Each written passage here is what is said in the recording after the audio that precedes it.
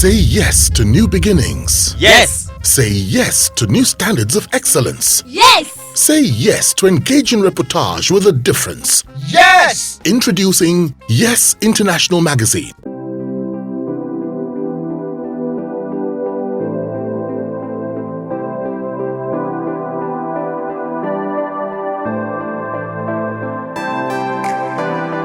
Now, why do you think most people, find it difficult to string words together? Just like I said, if you don't have, you cannot give what you don't have.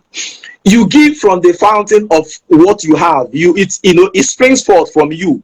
When I lacked words, when my vocabulary was very, very shallow or tenuous, I was afraid to speak. I was afraid to write. But when I grew my vocabulary, when I grew my experience, when I grew my exposure, my knowledge base, I saw that I was no longer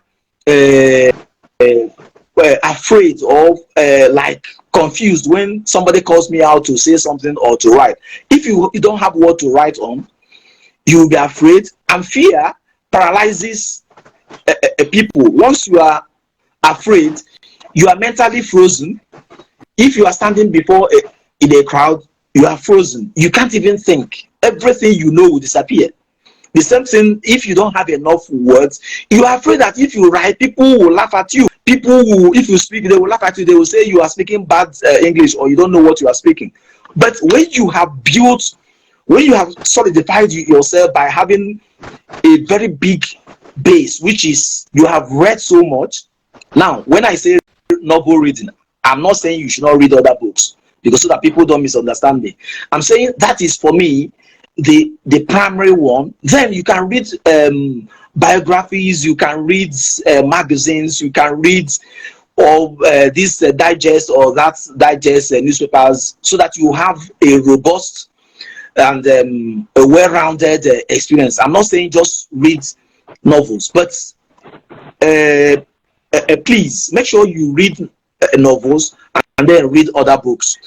Then you then start. That is just the basis. I'm not saying that once you do that, you become a great writer. That is the foundation. Other things is that you have to have your dictionary by your side. When people say, oh, every time somebody wants the meaning of a word, he calls me and says, Azuka, what's the meaning of that word? And I say, but you have a phone. Sometimes I will give them the meaning, but I will say, you have a phone. Type it. He say it doesn't. Just type it into Google. So many things will come up. So every day, when I was in secondary school, I had my dictionary, and there was no day I did not check for a meaning of a word, for the meaning of a word in that dictionary. So the more you check for meanings of words, the more you see not just the meaning, you see the meaning of the word, you see the usage, you see the part of speech. Is it a noun or an adjective, or does it have a noun form and an adjectival form that can be used, or a verbal form that can be used in different situations? So how is it used? What is the connotative meaning? What is the denotative meaning? Because there are some words that you might use in certain instances.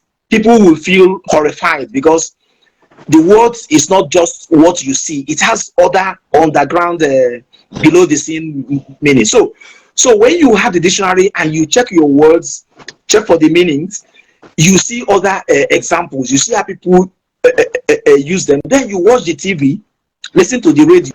You see how people speak, how they discuss, how they use those words. You start to use them.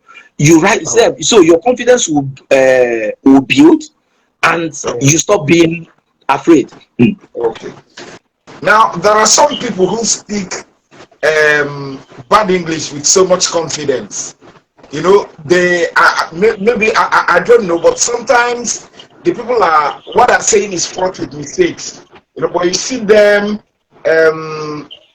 exhibiting so much confidence and stuff. Why do you think we have characters like that? Yeah, I think it is about their personality. There are people who are on the shy side. There are people who are exceedingly bold, and it is the way they are. And those people, most of them don't understand themselves. So they think too much. Sometimes it also has to do with ego. When people say that somebody is egocentric, somebody is egoistic, somebody is egotistic, and all that, it has to do with that personality. If I write a piece that is not good enough, I will know.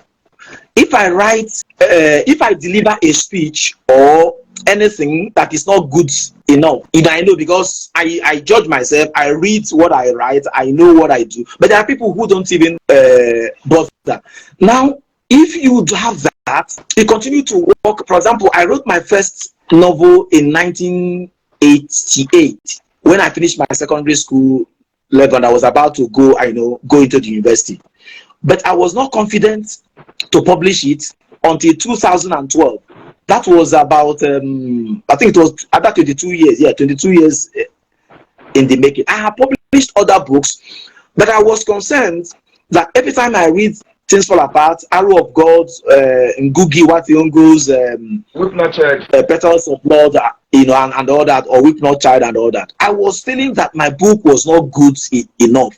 That if I needed to compete, I should be competing with Achebe, Ngugi, Chimamanda.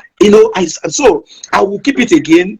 I will leave it for some years. After some years, I will come back and say, "Oh, I actually wrote well, but I can do it better." I will rewrite it, turn around the words, and all that. So I continued to do it until at the time I felt, gave it to other people to read to, and they gave me their own input. So you need. There are people who think too much of themselves, and so they don't care about the public perception too. Some people care about how they are seen in public and what they do. So before I go out to either speak or write or publish a story or a book, I would like it to be something that somebody can point at and say something I can be proud of. If my name has to be on it, it has to be to a level. It may not be the best in Nigeria or in the world, but it will be to a level that somebody will say, "Oh, at least this person did some good work here."